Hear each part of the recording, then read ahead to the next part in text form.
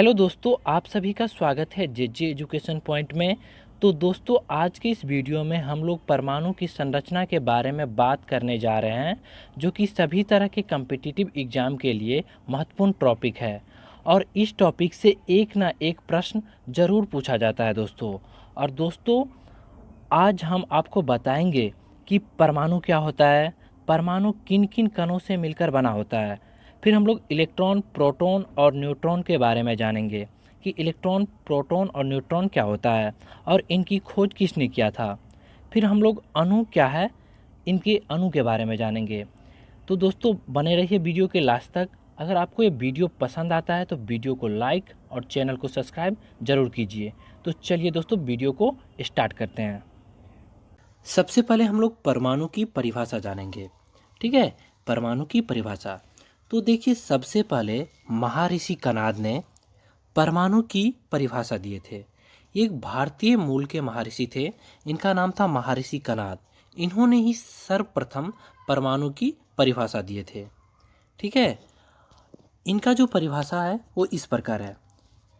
यदि हम किसी पदार्थ को विभाजित करने जाए तो हमें उस पदार्थ का छोटे से छोटे कण प्राप्त होंगे और एक स्थिति ऐसा आएगी जब हम इन्हें और विभाजित नहीं कर पाएंगे। इन्हीं सूक्ष्म कणों को परमाणु कहते हैं। इन्होंने बताया था कि यदि हम किसी पदार्थ को विभाजित करते हैं, ठीक है, तो उस पदार्थ का छोटे से छोटे कण हमें प्राप्त होते हैं और एक स्थिति ऐसा आती है जब हम उसे और विभाजित नहीं कर पाएंगे। और उन्हीं सूक्ष्म कणों को इन्होंने परमाणु बताया था। ठीक है, तो सिंपल शब्दों में अगर इनका डिफिनीशन दे तो देखिए, वह छोटे से छोटे कण, सूक्ष्म कण, ठीक है, जिनका और विखंडन नहीं किया जा सके, उसे ही परमाणु कहते हैं। क्लियर? अब देखिए, अगला पॉइंट क्या है। परमाणु विद्युत उदासीन होता है। परमाणु जो है वो क्या होता है, विद्युत उदासीन होता है, अर्थात इस पर आवेश की कुल मात्रा शून्य होती है। यानी इस पर जो आवेश की मात्रा होती है वो क्या होती है, शून्य होती है। क्लियर? अब देखिए, अगला पॉइंट है, परमाणु 3 कणों से मिलकर बना होता है। परमाणु जो है, एटम, वो 3 कणों से मिलकर बना होता है।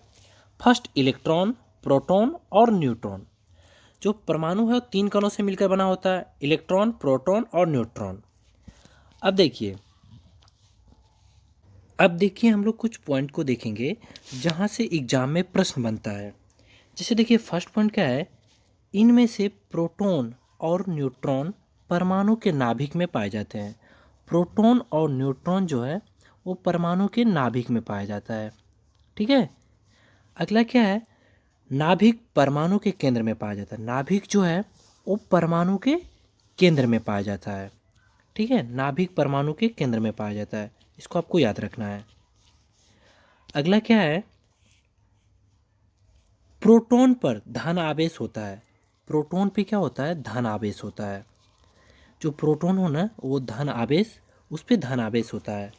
अगला है इलेक्ट्रॉन पे ऋण आवेश होता है। और न्यूट्रॉन उदासीन होता है, अर्थात न्यूट्रॉन पर कोई आवेश विद्यमान नहीं रहता है। न्यूट्रॉन क्या होता है, उदासीन होता है, इस पे कोई भी आवेश विद्यमान नहीं होता है। अब देखिए, परमाणु में सामान्यतः प्रोटॉन और इलेक्ट्रॉन की संख्या समान होती है। परमाणु में प्रोटॉन और इलेक्ट्रॉन की जो संख्या है वो सामान्यतः समान होती है। जैसे देखिए, तो देखिए, इलेक्ट्रॉन पे जो चार्ज होता है और प्रोटॉन पे जो चार्ज होता है, दोनों सेम ही होता है, सिर्फ और सिर्फ प्लस माइनस का डिफरेंस होता है।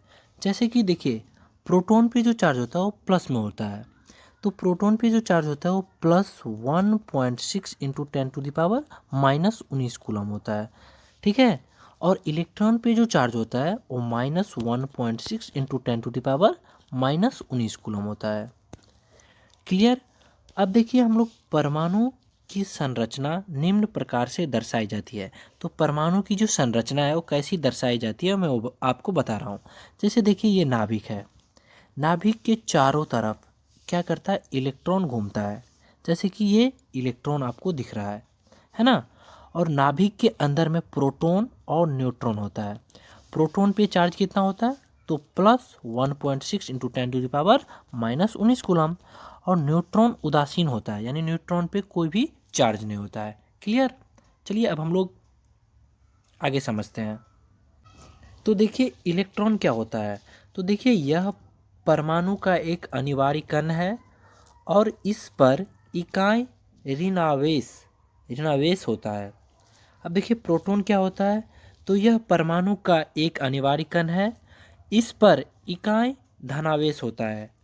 और न्यूट्रॉन को क्या होता है। तो देखिए यह एक उदासीन कण है, इस पर किसी तरह का विद्युत आवेश नहीं होता है तथा यह प्रोटॉन की अपेक्षा कुछ भारी होता है। ये प्रोटॉन की अपेक्षा क्या होती है, न्यूट्रॉन कुछ भारी होती है। क्लियर।